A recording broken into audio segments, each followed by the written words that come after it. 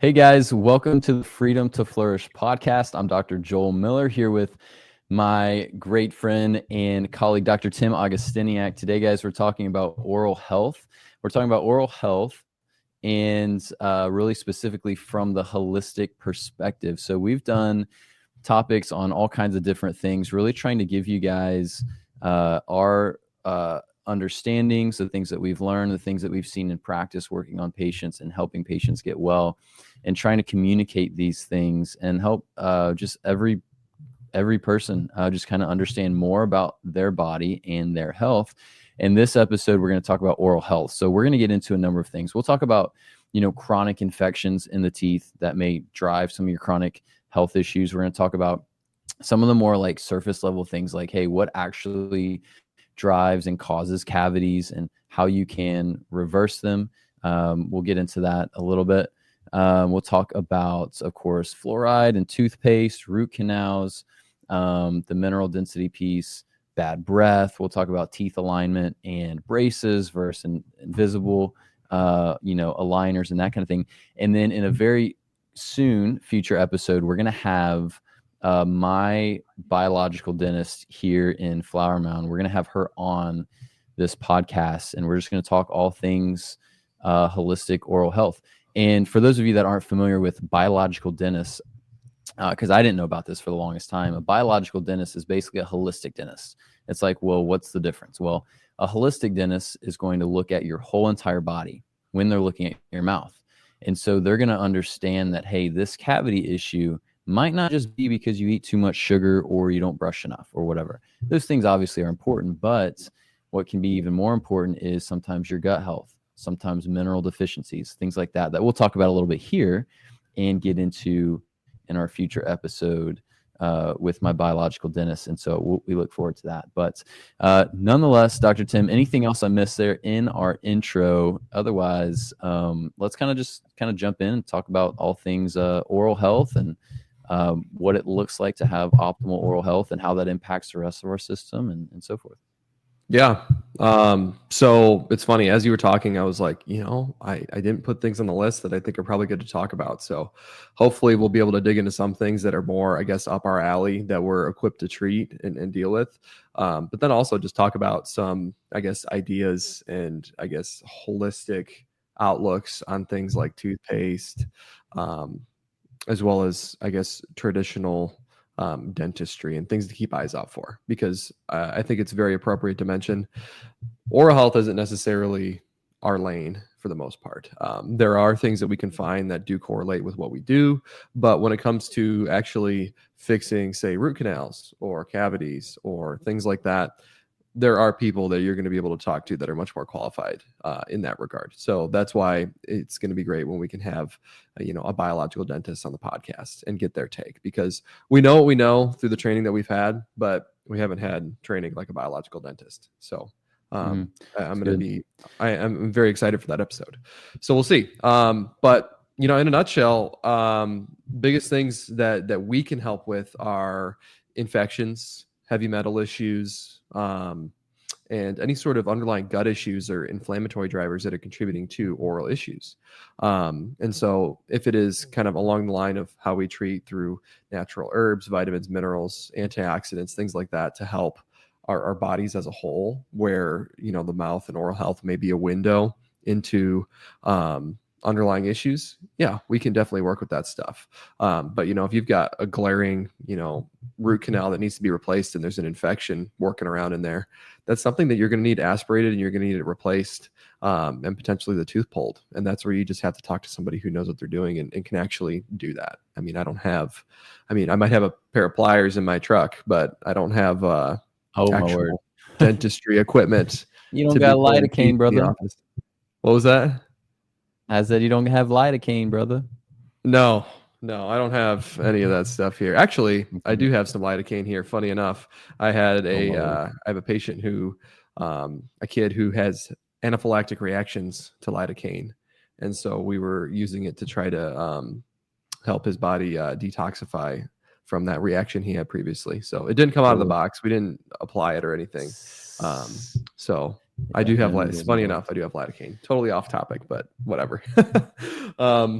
But let's get into the oral stuff. So Yeah. I think what would probably be good is to first off talk about what are probably the most common things that we see that we can help with oral health.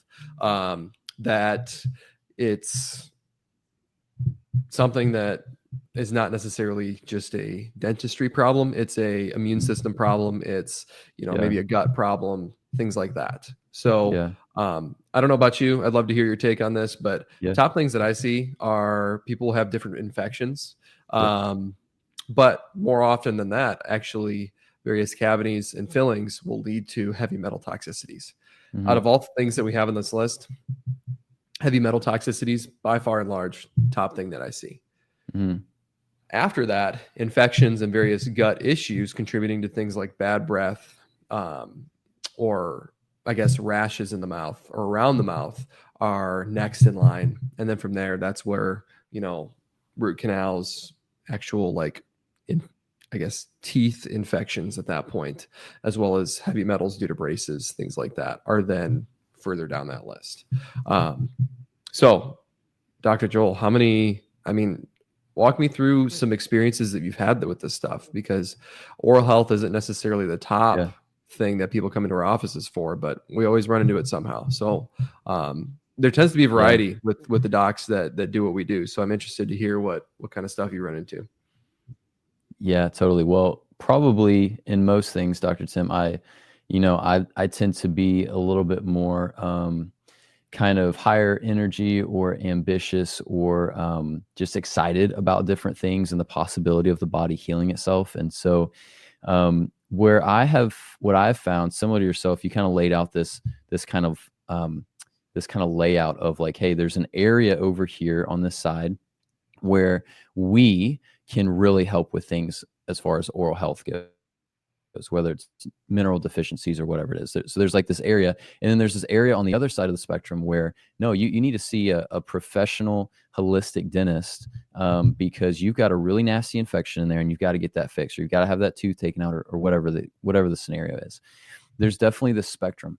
I would say that in my experience, the line tends to be pushed more towards the super intense stuff, meaning I feel like we can handle and fix a lot of issues, maybe more than most docs realize, because the technique that we do with muscle testing and with systems healthcare is so stinking good at being able to actually get to the bottom of issues and figure out what's going on.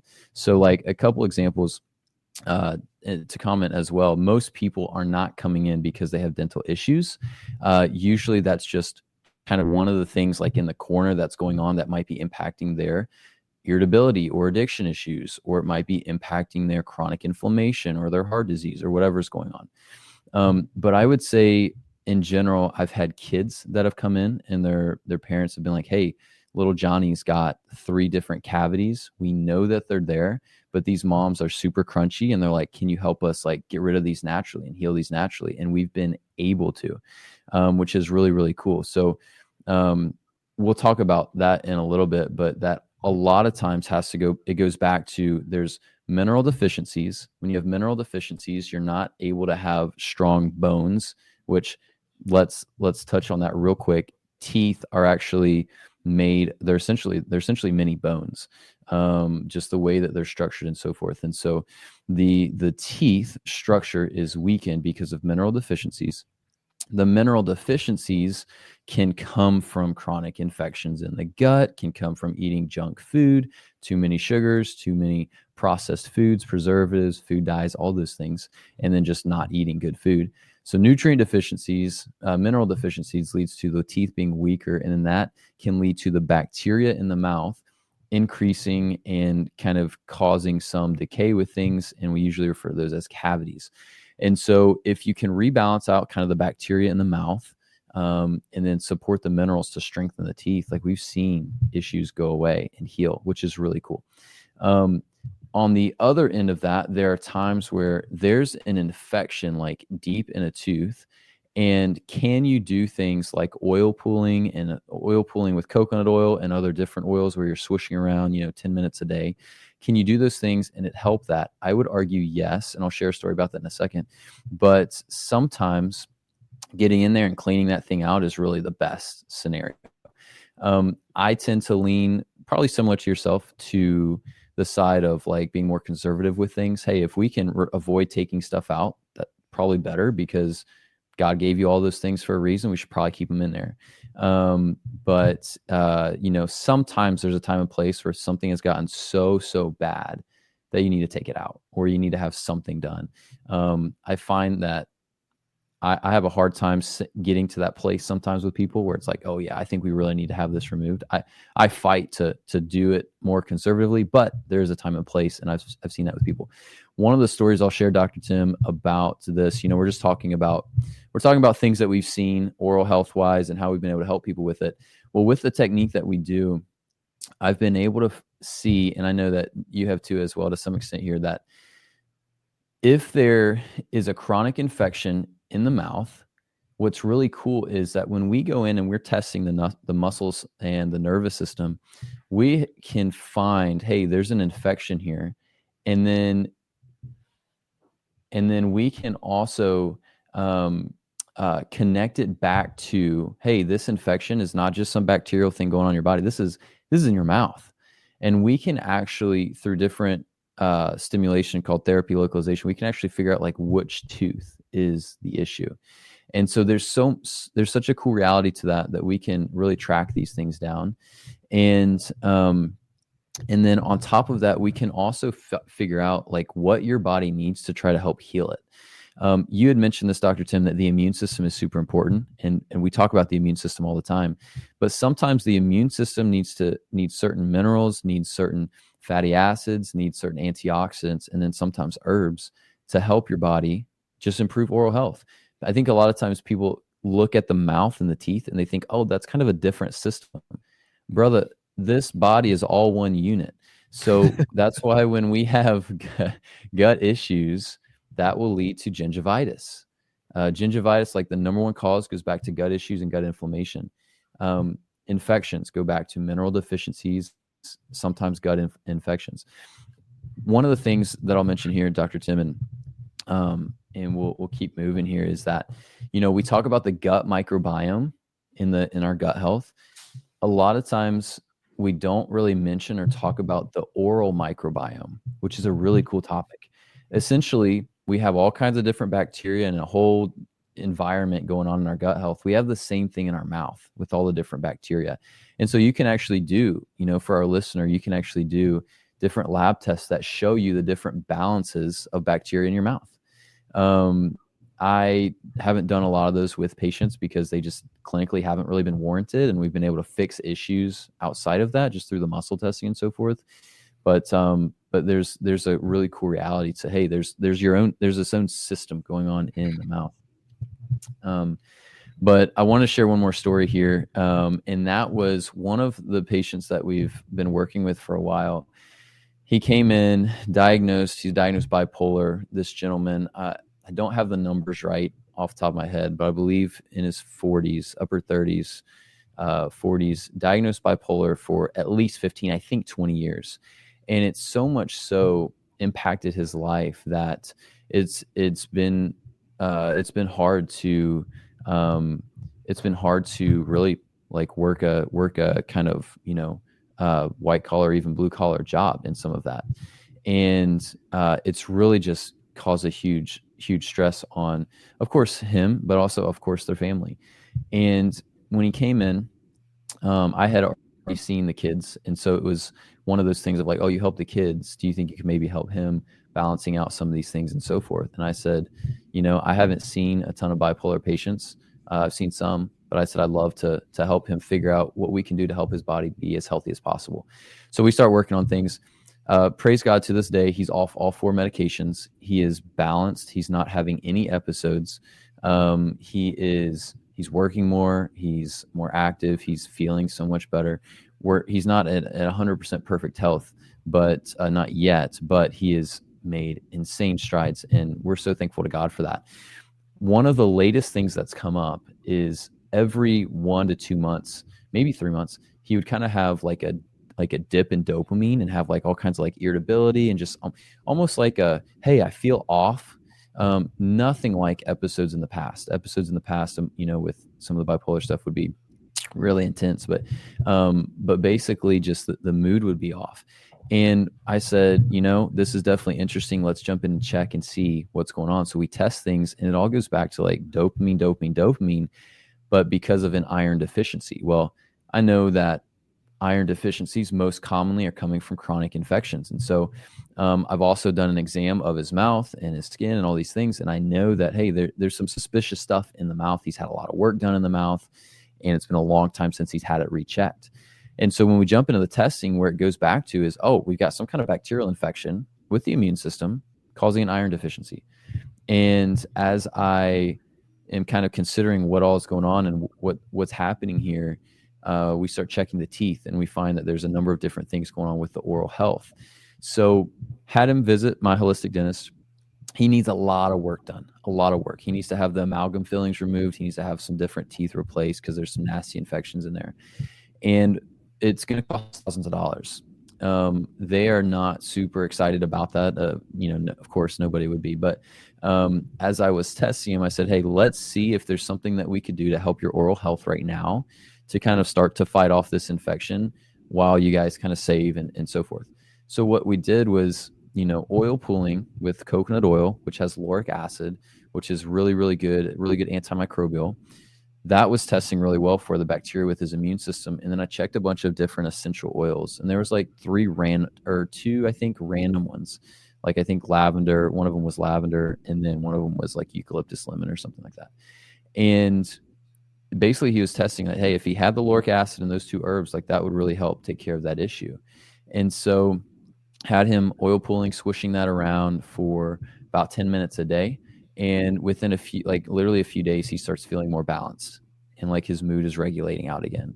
And he ended up doing that for about 2 months, and then kind of started feeling off again a little bit. And so went in, rechecked. There's actually some other different oral related things going on. Again, I think he's got a ton of stuff there. But then he was testing for another oil blend called Oral Supreme from the Supreme Nutrition company we use. And he's been using that, and that's been really helpful. So, one of the things that I constantly think, Dr. Tim, when it comes to oral health is like how much of these things can truly be fixed by just healing the body in general, increasing the minerals, getting the minerals right, getting rid of infections, helping the gut health. And then how much of these things really do need like surgery and really do need some significant procedures.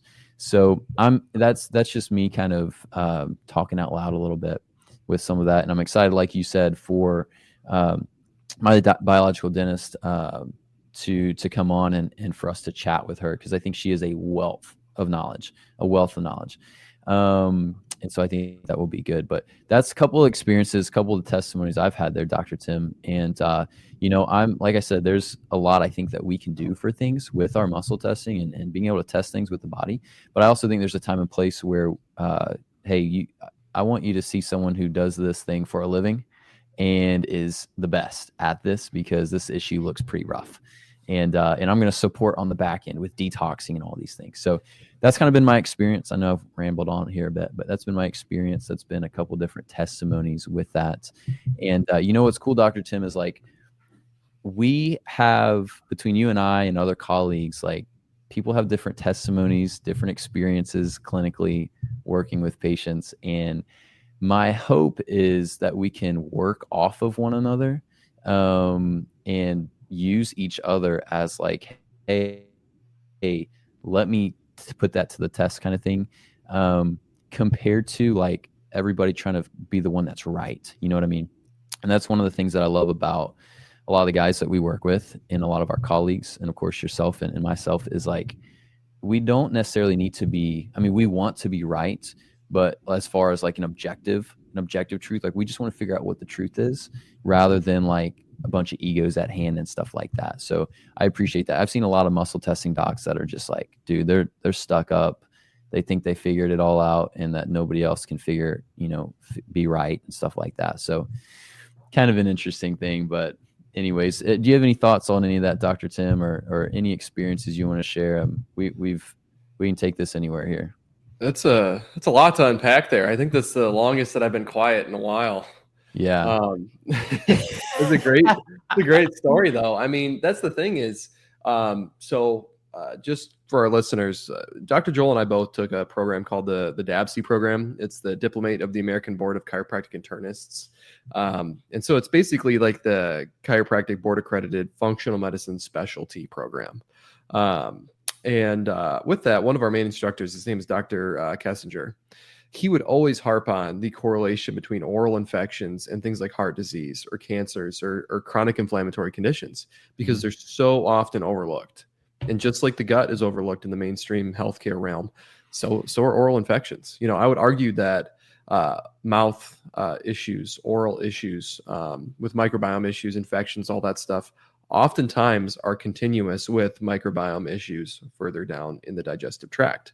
And so if you deal with one, more often than not, to your point about not having to order labs about, assessing the microbiome of the mouth, if you fix the gut, oftentimes the oral infections will go away. But in outstanding circumstances, like your patient that you mentioned, you do need to address things directly. It just, in my opinion, doesn't happen all that often. Usually it's a secondary issue, like bad breath, secondary issue.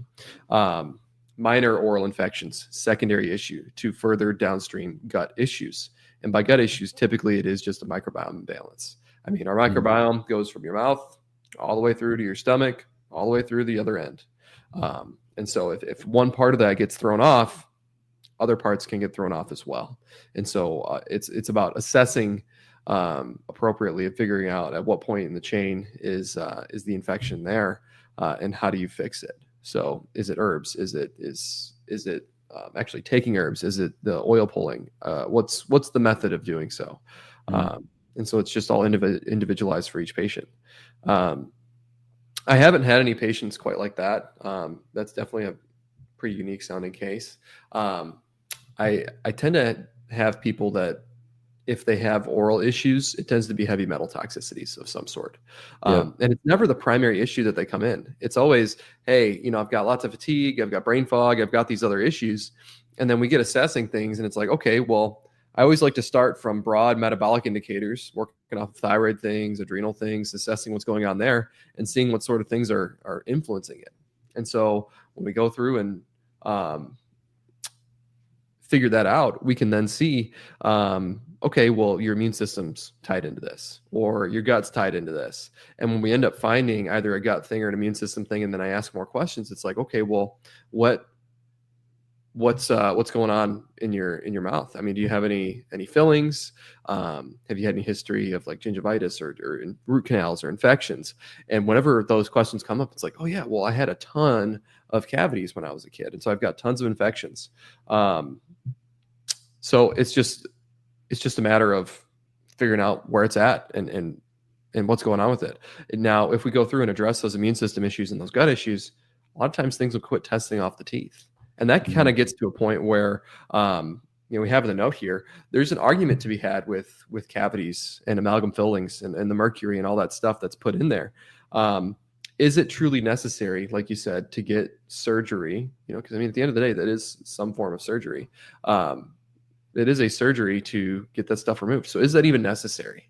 And we were talking about this before we got on the episode, and I said, let's stop, because this is going to be a good conversation when we actually get rolling. So I will find that if patients have heavy metal issues attributed to teeth, I have not seen where it will not quit testing and symptoms won't calm down. So if somebody has brain fog and I guess like anemias or mineral density issues due to heavy metal issues, if you clean that up and give them antioxidants, vitamins, minerals, things to help chelate out those metals, more often than not, or not even more often than not, I've never seen it not clear up with the testing, and I've never not seen symptoms improve related to that. I'm sure there's exceptions to that, and I just haven't seen it. But who's to say that, say your threshold to not test for something is right about here. If you give your body enough resources to exceed that threshold every single time, your body's never going to run out of resources to detoxify stuff. But if you let your nutrient stores dip below that line and your body is struggling to clear out mercury or nickel or other metals that can be involved with braces or fillings, you name it, you're going to go haywire. Your immune system's going to go haywire. Your body's going to become very reactive to those things. And so maybe argument that we had previously, argument's extreme, our conversation that we had previously, maybe it's that we provide the body with enough nutrients to get through this problem for 6 months, a year, 2 years. And then at some point it'll dip back down because your body is always having to deal with those metals leaching out of a cavity. That could be the case. It could be that you were exposed to some during the process of getting it put in, and then your body has just been dealing with that since. And then now that we've given the body resources to detoxify that, it's fine. It's more so a philosophical argument and a argument of longevity of the effectiveness of the nutrients that we did, and how long we need to go before replenishing those again. So I'd love to hear you take Dr. Joel on that, because it's not really something that I think we have a perfect answer to. It's just let's see what we can find with testing in this snapshot in time at our visit, see how that goes with our trial of care. And if things go really well, just be aware that, hey, you might dip low on these resources again if you don't get these out. But at the same time, for $5,000 worth of dental work that needs doing, and all you got to do is take a bottle of selenium every 6 months. I mean, geez, I'm pretty sure you could take a bottle of selenium every 6 months for the rest of your life, and it'd still be cheaper than $5,000. So it could be a matter of, for sure, what you'd like to do as far as that goes. Yeah. Let me clarify something real quick, Dr. Tim. So when we talk about heavy metals, we're talking about where are they coming from? So silver or amalgam fillings, right? And then are there other places that you think of as far as oral health goes? So actually, where are these infections coming from? I'm sorry, what was that last part? Yeah, sorry. Yeah, where are these? Sorry, not infections. Where are these metals, heavy metals? Where are these heavy metals coming from? So mercury in the amalgam fillings, and then are there other sources that you've seen? I actually just recently had a kid who was testing for issues with nickel, and it was following. He actually started getting a lot of problems with Crohn's after he got braces. And so they ended up swapping that out for Invisalign, and things got a little bit better for a little while, but he was having some pretty glaring gut infections going on as well. So we were dealing with heavy metals, we were dealing with gut infections, and then we were dealing with byproducts of all that stuff. So he ended up having like a bleach toxicity and acetaldehyde toxicity. He had a lot of stuff. He basically had just about everything that you could have related to those problems happening. And the awesome part about that, though, is after one single visit of doing, I don't even remember what it was, something to chelate out those metals, deal with the byproducts, and then an herb to kill off that chunk of the microbiome that was reactive. I mean, he had not had a solid stool in a long time, and he went to having pretty consistent solid stool after one visit. So it was a big change. But nickel was the first. Okay. Was it nickel? So he had an issue with fluoride and then nickel, or vice versa. I don't recall which one. I'd have to look at the note. But fluoride from mouthwash, toothpaste, things like that. Various fluoride treatments, just water, absolutely. And then the braces. I mean, if it walks like one, it talks like one. A lot of times it is. I remember when we were taking the seminars with Dr. Gangemi for the systems healthcare technique, at some point he said something along the lines of, if you just listen to people long enough, they'll tell you how to fix the problem. Totally, yeah. And, if symptoms start happening after, I got my braces in and all of a sudden, bam, I had all this pain. Well, there's got to be something tied in there. It's a lot of times things are not just coincidental. But to get back to your question, braces, water, honestly, environmental exposures. So a good friend and colleague that we have, Dr. Justin Heidemann, who I think it'd be great to have as a guest on here at some point. I was talking with him one day, and he was saying that he has a patient who was testing for, I think it was tin. I think he was testing for tin, and apparently there's a lot of tin in tattoo ink, and so he was having heavy metal issues due to his tattoos. Yeah. There's a lot of different ways that you can get heavy metal issues. I had a patient one time who was a welder with heavy metal issues, probably due to that. There's I mean, if you're exposed to metals, you can get too much of that going on in your body. Yeah, totally. Yeah. So wanted to clarify that. So I'm glad you mentioned that. So we're talking about heavy metal toxicities in the mouth from either the silver fillings that have amalgam, which has mercury in them. Number 2 is fluoride, which we're exposed through our toothpaste, mouthwash, which we should get rid of all that stuff. And then sometimes it can be in our water supply. And then other things like maybe nickel or tin, things like that. Maybe with the nickel, that was from the braces you said, Dr. Tim, the boy that had the nickel. Yeah. Braces. So okay, braces, especially the wires, will have nickel in it because it's soft, and then that way it can actually move and bend and all that stuff. Yeah. That's good. All right. So yeah, sorry, I got sidetracked. What was our topic here? We're jumping into dude, we're all over the place. Well, just where the heavy metals come from and all that stuff. Yeah. So let's talk about this. When we talk about fixing this, let's talk about some practical steps that our listeners can take, even just as a shotgun approach. What nutrients do you see often test to help with heavy metal issues that relate to fillings, maybe braces, fluoride, any sort of heavy metal issues? Yep. So I would say in general, I'll tie that into mineral density issues too, right? So when the teeth get weaker because of mineral deficiencies, that can be an issue too. So if somebody has amalgam or silver fillings in their mouth, they need to be taking selenium. They need to be taking selenium because selenium is what counteracts the mercury and helps to detox it out of the body. To your point a few minutes ago, Dr. Tim, in my experience, if someone muscle tests as having an amalgam toxicity and they need selenium, we address it. And then once they, like, for example, finish the bottle, maybe after 3-4 weeks, even though they still have the fillings in their mouth, they usually won't test as having any issues with mercury. But what I'll find is after 3, 4, 5, 6 months, kind of like you mentioned, their selenium supply is good, but over time it kind of goes down from what I've found. And eventually in 4, 5, 6 months, they'll test again as needing selenium. So with all that said, my conclusion has come to, if you have amalgam fillings, for optimal health, you really should have them removed/replaced. Taking selenium, if you still have them and you're not getting them removed or replaced, you should be taking selenium at the minimum. I mean, it's like $20 for a bottle that will last you a month or two, something like that. So you should be taking selenium at the minimum. What we use and what we like, or at least here in the office, is SE, or we call it SE-Zyme, SE-Zyme Forte from Biotics.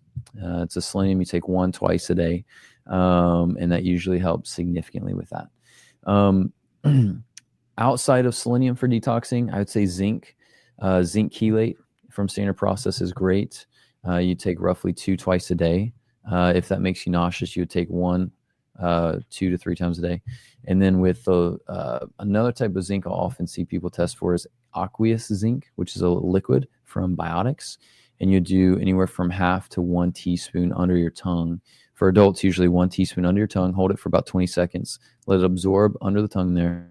And then you swallow the rest. For most people, if you do that liquid zinc, if it tastes like water initially, that's a sign that you're super deficient. As you get some more in your system, it'll build up and you'll have more stores of it. Selenium, zinc, and then I would say magnesium is a big one. And of course, there's different types of magnesium, but magnesium citrate's usually pretty big, and magnesium glycinate as well. And then outside of that, I would say those are usually the core things I find when people have mineral deficiencies and heavy metal toxicity issues. Outside of that, there's other things like lipoic acid, chlorella, things like that can be helpful, but I find those probably less often than the first 3 I mentioned: the zinc, and the magnesium, and the selenium. Yeah, I would agree. Those are honestly probably some of the top ones that I see. I'll also add to the list manganese. I'll see that one pretty often. And then probably I'd say the top 2 are selenium and also Camu from Supreme Nutrition. So Camu is a whole food form of vitamin C that contains all sorts of bioflavonoids, which helps your body utilize it properly. So it's an awesome antioxidant. So I'll see that super, super often. But you can't go wrong with selenium, zinc, manganese, magnesium, all of those things. Honestly, any non-toxic metals are really good at helping chelate out toxic metals. Chromium, I'll see chromium as well. Chromium is also good for insulin issues and supporting other detox pathways in the liver. And so I think when people test for that one, usually there's an overlap, but that's just more so a observation than anything. But that's kind of the metal take that we have on stuff. Let's kind of jump into, there's a couple of things here that we've kind of had on our list here. We've talked about fluoride. We recommend obviously getting fluoride out of your toothpaste, mouthwash, and out of your water, or getting some kind of good water filtration system. We've talked about, we haven't talked about root canals a ton. Obviously, we don't recommend them, but I think some of the topics like, hey, when it comes to root canals, when it comes to some of these deeper things, those are things I'm super pumped to ask our biological dentist here and see her thoughts on those things. But in general, what else can we leave our listeners with here, Dr. Tim? I think what I would add as we kind of wrap up here is, when it comes to oral health, understand that this is not just about brushing your teeth and flossing twice a day. This is about what you eat. This is about gut health. This is about overall health. So if you don't eat well, if you are not moving well, because movement is extremely helpful with our nervous system and our gut health, those things ultimately can contribute to problems. In general, there's some different supplements that you can take to help the oral health. Coconut or oil pooling is really great. You just take about a half to 1 tablespoon of coconut oil and you swish it around. That can really help with inflammation. That can help with infection, stuff like that in the mouth. And then I would say on top of that, the only other thing I would kind of mention is when it comes to toothpaste, there's so many like quote unquote healthy toothpaste. Number one, you should not have fluoride in your toothpaste. It is so bad for you. It's so bad for you with stressing your thyroid system, stressing your pineal gland, causing different calcification of your pineal gland. There's so many studies, so much research that shows that, hey, fluoride is really bad for us. You want to get obviously a toothpaste that doesn't have that. But in general, what I would recommend, Dr. Tim, what I tell people, and this is kind of my mindset, is the least amount of ingredients in your toothpaste, the better. And the more things that you can pronounce in your toothpaste ingredient list, the better. So I'll find holistic, healthy, quote unquote, toothpaste, and I can't pronounce any of these ingredients. I'm like, how is this healthy if this looks like it came from a lab? And so what I'll encourage people is find ingredients, find toothpaste that are very minimal with things. Usually hydroxyapatite can be really good for like the whitening and stuff. Some of that I'll leave for Dr. Merkel when we have her on here. But outside of that, like if you want to make your own toothpaste, like that's awesome. You totally should. There's a lot of great simple recipes out there that you can use to do that with essential oils and stuff like that. So Dr. Tim, that's kind of me trying to wrap things up as far as some of my last thoughts go. I'm really excited to have Dr. Merkel on and to jump into these things a little bit deeper. I think that'll be a lot more fun, and we'll get her expertise on that. Any last thoughts, Dr. Tim, here, or anything that you want to mention to our listeners in this kind of part 1 episode here? Yeah, we'll just save some more complex stuff regarding root canals and some other issues for when we can get Dr. Merkel on here. So I have some takes on stuff, but I think that the main focus of this episode ended up being heavy metals and how cavities and all that stuff can influence your immune system, but then also how the gut can influence oral health and all that, as well as some steps that you can utilize to fix that. Yeah. So this is part 1. It wasn't intended to be a part 1, but here we are. We have more stuff we can get to, but we have ran out of time. So we're going to just get back to it when we can have our guest on and get more into stuff. So anyway, that being said, let's wrap things up. So I'm Dr. Tim Augustiniak down here in Bentonville, Arkansas at Flourish Function Wellness Center. You can find me online at draugustiniak.com. That's DRAUGUSTYNIAK.com. If you have any questions, comments, concerns, or suggestions for future episodes, feel free to reach out. The homepage, the website has all the contact info and links to socials and all that stuff that you need. So thanks everybody for listening. Yep, love it. Same. Likewise, Dr. Joel Miller here in the Flower Mound, Texas area. Freedom Health and Wellness is the name of the practice. Online, drjoelmiller.com, drjoelmiller.com. And then you can find me on Instagram, although I'm not too active these days, just with everything going on in the office. But any questions you guys have, please reach out. Would love to help. Hope this episode has been a blessing to you, and we'll see you guys in the next one.